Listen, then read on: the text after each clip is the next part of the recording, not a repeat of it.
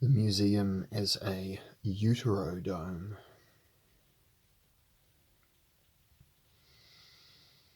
Before airing some thoughts about the possibility of putting the world on display and looking at the idea of the World Exhibition, or World's Fair, I cannot resist treating you to a scary digression. Afterwards, I think we will feel like Schiller's diver who re-emerged from the underwater depths and was grateful for breath and the rosy light of the world above. There's a footnote here.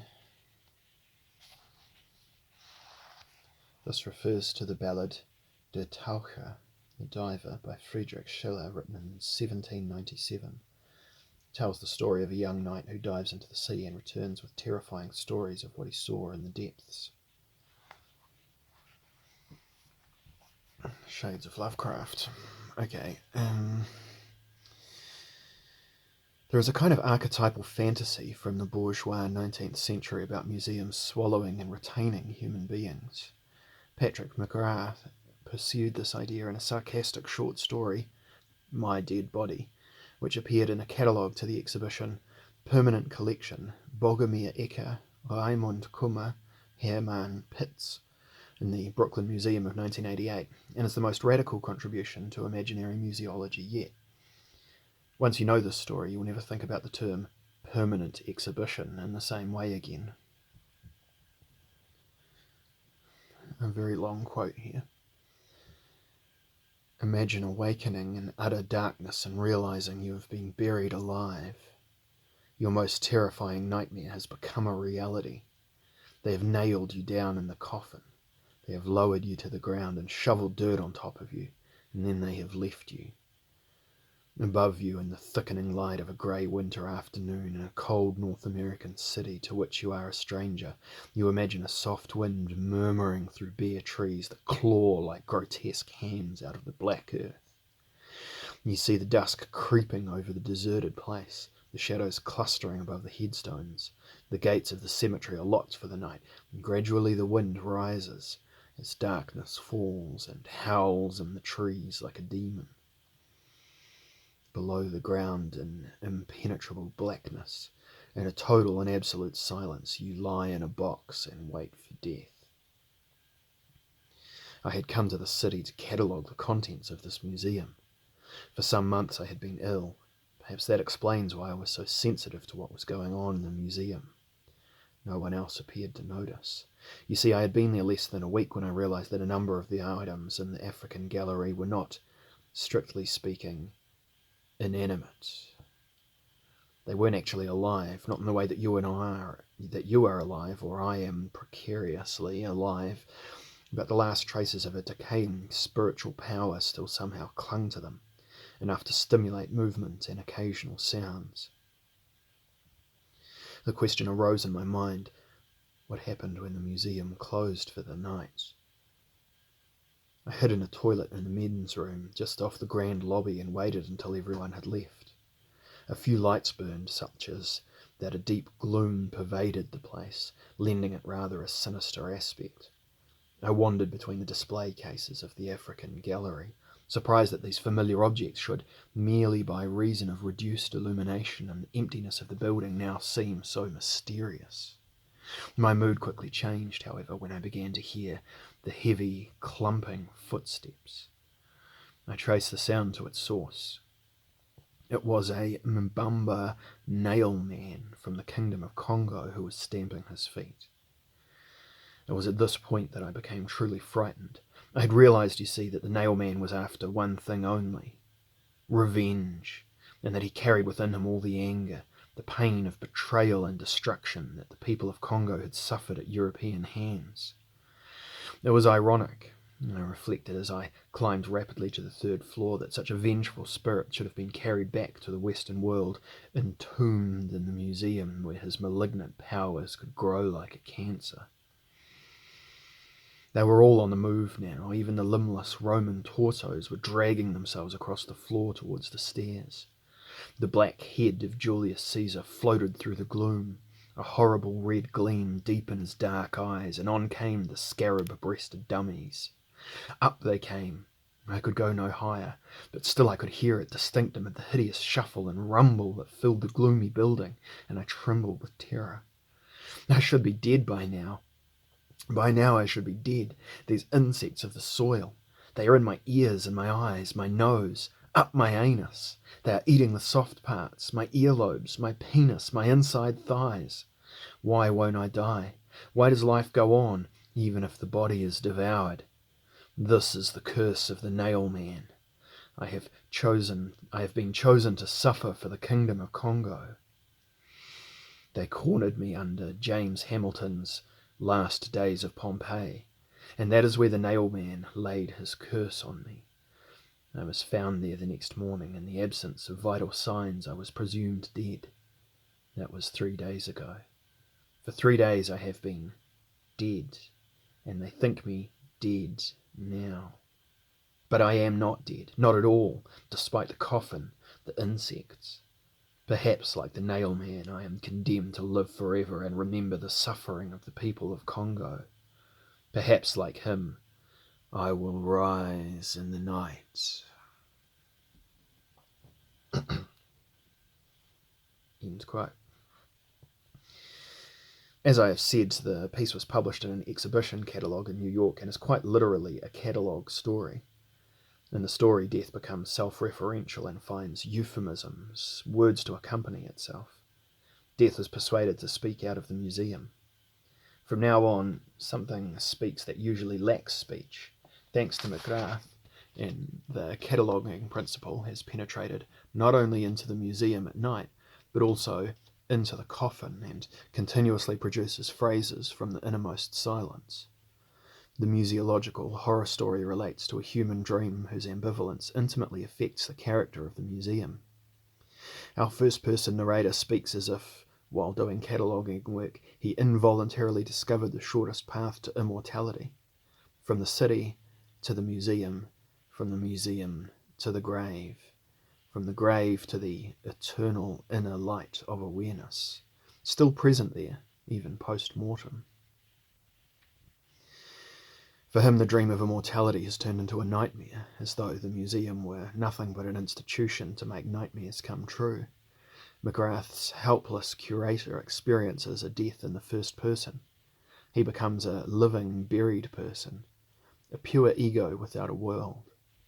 He enters directly from the ethnological collection into immortality, and we feel compelled ourselves to recognize a museological core in the idea of immortality.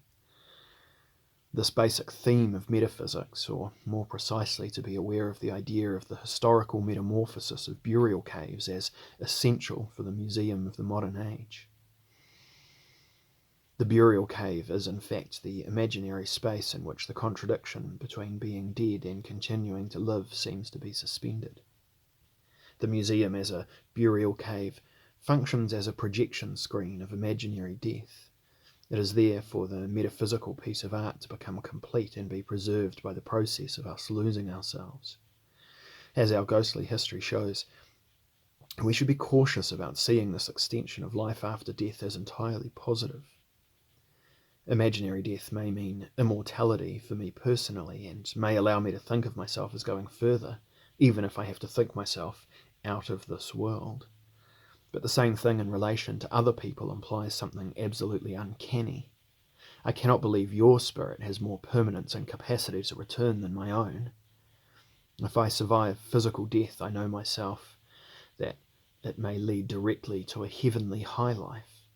But if the others also survive their death, this will lead to even more ghosts, and we have reason to fear them intervening in our present life. This is why all human cultures are concerned about placating the dead. We have to keep them in a good mood. We have to satisfy their demands for piety, and above all we have to take great care to do everything possible to prevent their return. Such measures have an allotted place in the psychodrama of cultures everywhere. There are points in the imaginary topography of all human communities where the affairs of the living are carried out with their dead.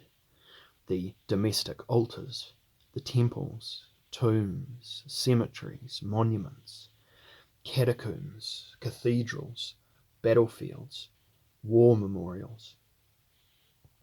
Even national calendars are subject to the requirements for appeasing the dead and keeping them away. In this light, it is not difficult to argue plausibly that museums of the 18th, 19th, and particularly the 20th century can largely be understood in terms of the psychodrama of modern arrangements for the disposal of the dead. As we know, the social status of the dead has fundamentally changed since the 18th century. The Enlightenment obstructed their return as spirits, demons, and manias. Since then, even important, high-ranking dead people have had to give up haunting and submit to enlightened regulation of authors' rights. The ancient and feudal constitution for ghosts is no longer adequate for processing the remains of terminated life. From now on, the great dead, who still have an impact, can only survive under copyright protection, which means as testators and as authors of works and testaments.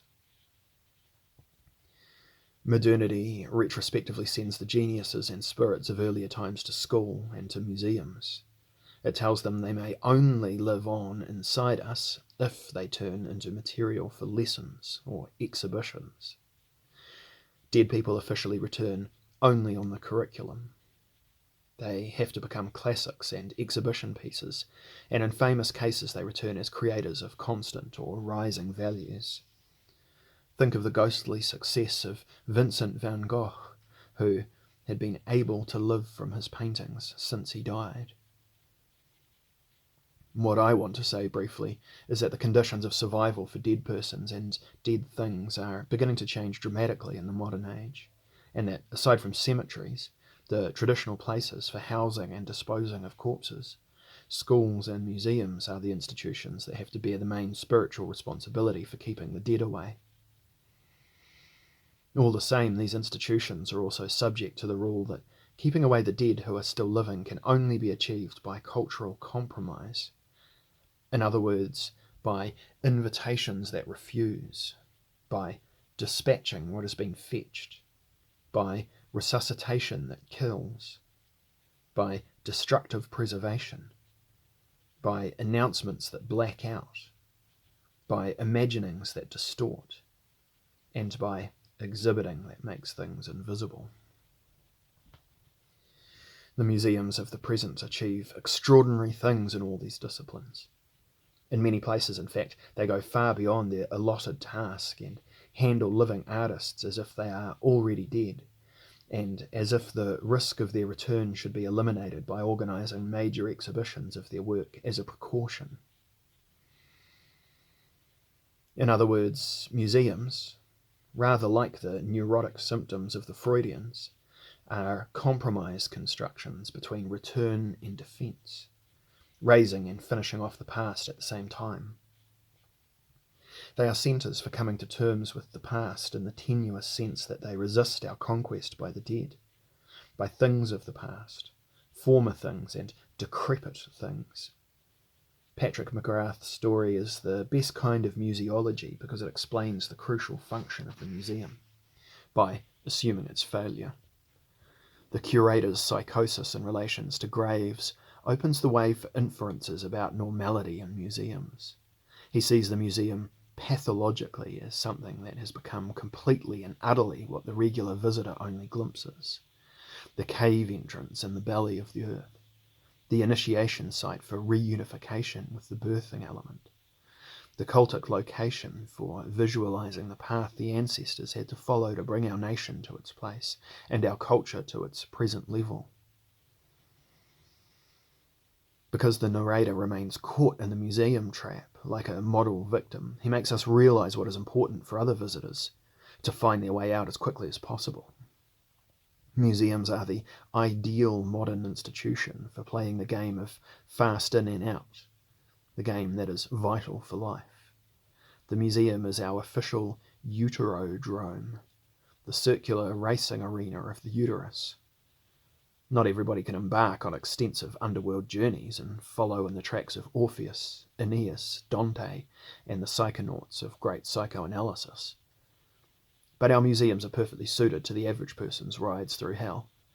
This is why the widespread fear of museums is significant and indispensable to the museum as a place for keeping the dead away. People who enjoy spending time in museums are taking risks with the dead at close range. Maybe they already belong more to the exhibits than to the expounders. Maybe they're already deeply immersed in the undertow of the graves.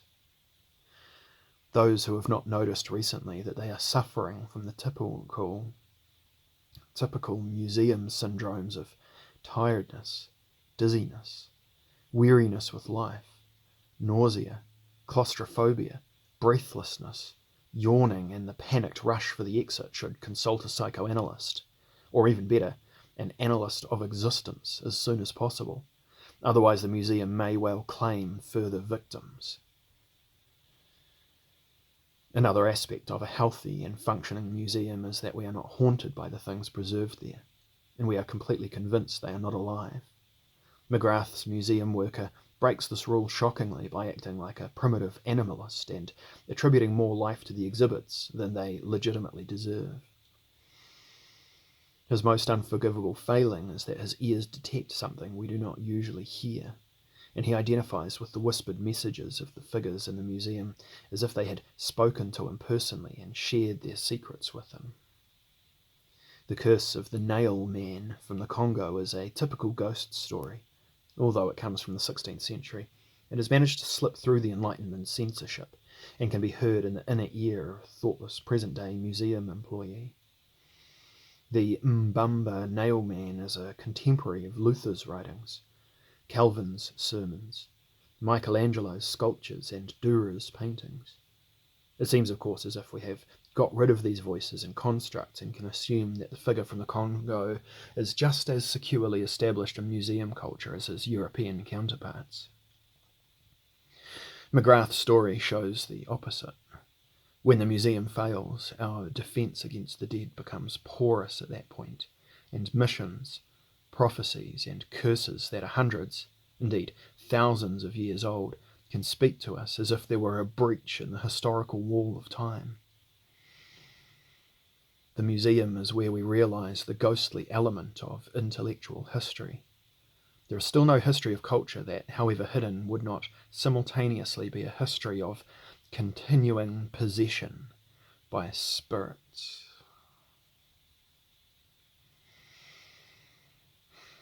And that was a spooky one.